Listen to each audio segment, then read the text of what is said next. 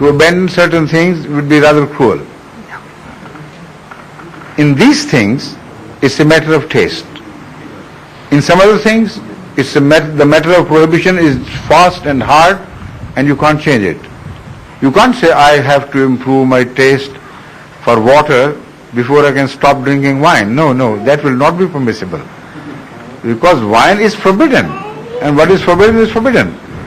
But music does not fall into that category.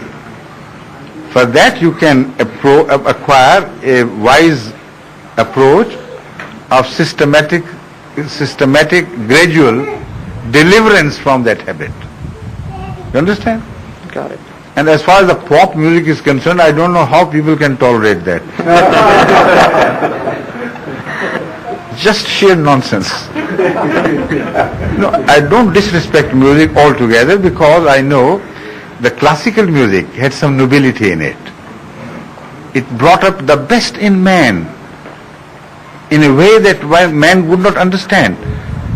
But the music writers were noble-minded. They wanted to bring, even if the theme was miserable, it wanted to bring the question of misery of others to the listener of music, that the others were suffering.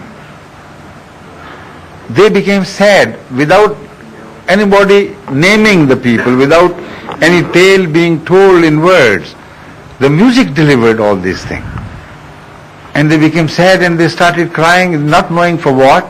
But when they came out of the music halls, they were nobler people than before. So the music served a purpose, and a noble purpose. Here, in the pop music, when the people leave that hall, they leave with some sort of madness and craving for something they cannot have. And for that even they have to go to kill others or mug others for some drug or something. That elation, artificial elation, requires further help of drugs.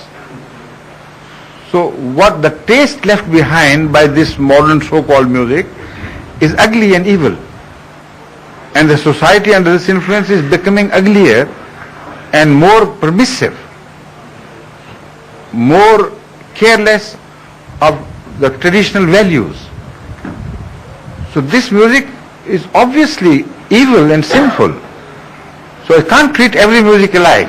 That is why I said you have to be wise and be selective in your choice. Occasional brush with music cannot be considered as a practice whereby you will be sent to hell. I assure you not.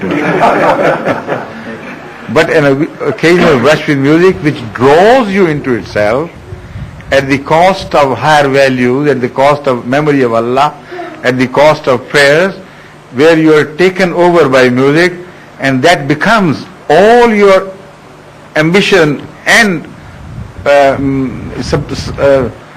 what you say, just a minute, obsession. If that happens, then you are a loser, obviously. Right?